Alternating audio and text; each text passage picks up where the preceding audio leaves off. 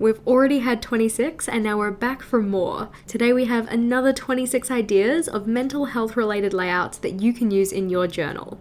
Just like last time, these are only ideas, so take the ones that resonate with you and leave the ones that don't. While our first video was very much about reference pages related to mental health, today we're more so looking at trackers and logs or notes and journaling pages. But without further ado, let's get into it. Where we last left off was with this cognitive distortions page, and our first idea we have is very much related to this. So this is the first and second thoughts page, or the first and second thoughts tracker or log. The general idea is that when a happening occurs, you can write down your first thought or your kind of like knee-jerk reaction to it. Then, upon closer reflection, you can see if that first thought ties to any of the distortions we have. That's why I put these pages next to each other so that you have a reference guide.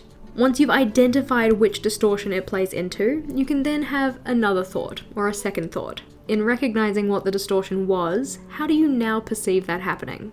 Flipping over, and our next idea is a mental health combo tracker. We've talked about combo trackers before, we have a previous video on that one. But the general gist is the idea of tracking multiple things at once. And what you can track related to this is pretty much endless. As you can see, this one is set up to have 4 sections down the side here. So we have the habit section, the emotional responses or symptoms section, the physical responses or symptoms section, and then medications. What I've also got on the other side here are some things of focus. These ones have been separated out into their own individual trackers because maybe you want to pay more attention to them. The nice part about combo trackers is that it's very much about finding patterns, in particular patterns between related habits or happenings. So for instance, on the days that you got outside, did you find that certain symptoms didn't pop up? Or possibly, in taking a certain medication, do you find that certain symptoms do pop up? That kind of stuff. By having these things tracked on the same page, it allows you to see any correlations between the things you're tracking. On to the next spread, and our first idea here is an anxiety tracker or log. The idea for this one in particular came from Tori of Creative Minds and Coffee Grinds, who previously has included one of these in her monthly setups. She typically sets it up to be a little bit more decorative, but as you can see, we just have a box for each day of the month, and then you can colour that box in depending on how anxious you are feeling. I've used a 3 colour scale, so low, medium and high, but you can use whatever scale resonates with you. Our next mental health bullet journal idea is a mood tracker. And I assume you might have seen this one coming. Typically when people set up mood trackers, this is another decorative one. So little things that they can colour in each day which are related to their monthly theme. Again, I've gone with a more simple layout. In particular, one that has a space to write down a note, or some kind of an explanation as to why that mood happened. So for instance, this hypothetical person, on the 18th, they weren't feeling so great because their laptop broke. Which makes sense. I'd be pretty bummed if my laptop broke too. But it just means that when coming back and reviewing your moods for the month, you have a little bit more of an explanation as to why your mood was the way it was. Our next idea is a gratitude log, and I've only included 10 spaces here. Typically when people do gratitude logs, they'll include a space for each day of the month. But the nice part about a gratitude log is that it gets you to frame your thinking around positive things. Most of us are pretty susceptible to our negativity bias, and the things that are negative in each day stand out more than the positives. The nice part about the gratitude log is finding that kind of silver lining in each day. What's one positive thing that we can be grateful for, even if it's small? The next idea we have here is a self-congrats or daily congrats log. Similar to the other logs we have, you'd fill this one in each day with just a tiny win from the day. What's something that you accomplished today that you can be proud of? Or what's something that you did today that you feel is worthy of your congratulations, even if little? Again, this is one of those logs that helps us combat our negativity bias. While there are plenty of things that can have an impact on our mental health, one of the things that I find has the biggest impact on mine is my sleep. So our next idea is a sleep tracker. For this one here, you can see that green represents sleeping, and I've just got each of the days of the month down the side, and then each of the hours from 8 PM to 10 AM the next day written along the top. I've written these between each of the dots of the dot grid, so you see rather than being in the middle of the box, they're kind of hovering over one of the dots, just so that I know that that line of dots represents that time. So this line represents 10, 9, 8, etc. At the bottom, I've also included a goal, or essentially what this person is aiming for in terms of their going to bed time and waking up time. Another type of tracker that might be quite useful is an energy tracker. And I figured it was pretty related to the sleep tracker, so I've included them on the same page. On this one, we just have times of the day that the person checks in, and they record how high their energy is. So low energy, medium, or high. This is another type of tracker that allows you to see patterns. So on the days you're not getting as much sleep, what does your energy look like? On certain days of the week, what does your energy look like? That kind of stuff. The next idea we have here is an improvements tracker. So this one is set up so that you can track some life areas and then write down an improvement task, or what is one thing that you could do tomorrow to improve on the things that you're tracking. I've just used some icons here, so maybe this is mood, energy, productivity, something else. And then they can put in a little checkbox to write in their improvement and tick off the improvement when they do it the next day. Picking tiny things to improve on is going to help us more than trying to have revolutionary change one day after the other. That whole idea of getting 1% better with each day, because it certainly does add up in the long run. On the right here, the next idea we have is an impulse tracker. And this one is again set up to have a row for each day of the month.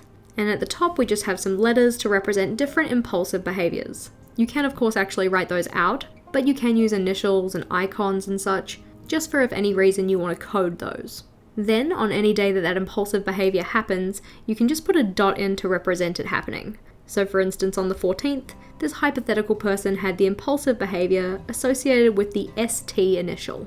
So maybe ST is for scrolling TikTok, like mindlessly scrolling, which I am certainly guilty of. You can also set this one up so that you have space to write down what may have triggered that impulse. I've also noted here that you can use a key for the severity of that impulse too, or possibly whether you acted on it. For instance, maybe on the days with the green line through it, the person had the impulse to do the thing, but didn't actually do the thing. Flipping over, and our next idea is a before and after self-care log. This one's pretty self-explanatory, but we have how they were feeling before, what self-care activity they did, so describing that activity, and then describing how they felt after. This allows you to identify which self-care activities actually work, or which self-care activities actually work for specific feelings. At the bottom here, we have a trigger tracker or log. So on this one, you're effectively recording what triggered a particular feeling or behavior, and what in particular did it trigger. The way I've set this one up is with a when section, so date and time, what the trigger was, any feelings or emotions that came from that, any physical things that resulted from that trigger, and then any actions. So what did you do to respond? Again, the idea behind this one is to start noticing or recognizing patterns. But as mentioned, all of these are ideas, so if they're not going to be helpful for you, then it's not one you have to set up. The next idea we have here is a self-harm tracker. And again, we're using it to identify patterns based on any categories you're tracking. This one's been set up related to time of day. So again, we have the times listed along the top, and we've also got a space to write down what might have triggered that.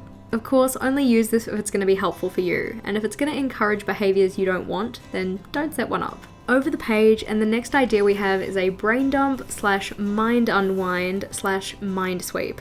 I know there are plenty of names for this type of idea because the term brain dump isn't really for everybody, but effectively this is just a space to write down anything that is cluttering up your mind, getting it onto paper so that you can look at it from a distance.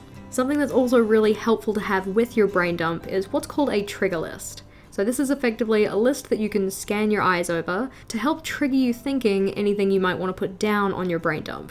This one is just a reference that I found online, and as per our last video, any of the inspiration that I found when setting up these layouts, or any of the printable things like this, you can find linked in the description box below. But as you can see, this trigger list is just split into different sections, and you just scan your eyes over each of the entries to help trigger ideas for your brain dump. The next idea we have is an urgency or priorities matrix. I've set this one up as the urgent versus not urgent, and the not important versus important. And then there are 4 different areas you have based on this. So the urgent and important are things that we do. The not urgent but important, we delay those items. If it's urgent but it's not important, we can delegate it. And if it's not important and not urgent, we delete it. The next idea we have is a done list. And this is very much related to the daily congrats list from before. While the daily congrats list is congratulating yourself on something, so that could be like saying no to extra responsibility at work or something like that, the done list is very much more about your task list. So things on your task list that you actually got done. Some people also call this the ta-da list rather than the to-do list. This is another one that again is trying to help combat our negativity bias. Rather than focusing on all the things we didn't get done, we're thinking about the things we did do. On to the next spread, and our first idea on this one is the let it go or fuck it bucket list. Effectively, this is just a place to write down all of the things that you're letting go of. All of the things that are not causing you any kind of mental wellness. Maybe they're things that you dwell on, things that just leave you feeling kind of crappy, anything like that. So we have a few examples here, like feeling guilty about stuff, toxic relationships, all of those kind of things. The stuff that you need to let go of for your mental wellness. Another idea related to this is a rant space or a rage page. And I got the term rage page from Claire Smythe, who's also here on YouTube. On this one, you can set it up like we have here, which is just a bunch of different items that leave you feeling irritated or angry, or you could have this more as a journaling page. So for one instance that got you upset or angry or some kind of negative feeling, and just getting all those thoughts out onto the page. So again, you can review them from a distance. Our next mental health related layout idea is that of therapy notes, and the sections you want to include might be different depending on what would be useful for you, but what we have here is the date and time, the attendees, and then our 4 boxes here are a summary of what was talked about, any of the things that you need to remember from the session, any of the tough stuff you discussed, and the things you want to do for next time. At the bottom here, our next idea is that of reviews and reflections. I think reflection is a super powerful tool, or at least can be powerful if used intentionally, and setting yourself up a reflection space in your journal could be really useful. I've noted that it could be done daily, weekly, monthly, etc. Really just depends on how often you feel you need to reflect to get benefit from that process. Typically, I'd set up a reflection on a full page rather than just a corner here, but I've noted down some sections being accomplished, challenges, things that are in progress, things that I learned, and ways to improve. Flipping over, and the idea we have here is an anxious day plan.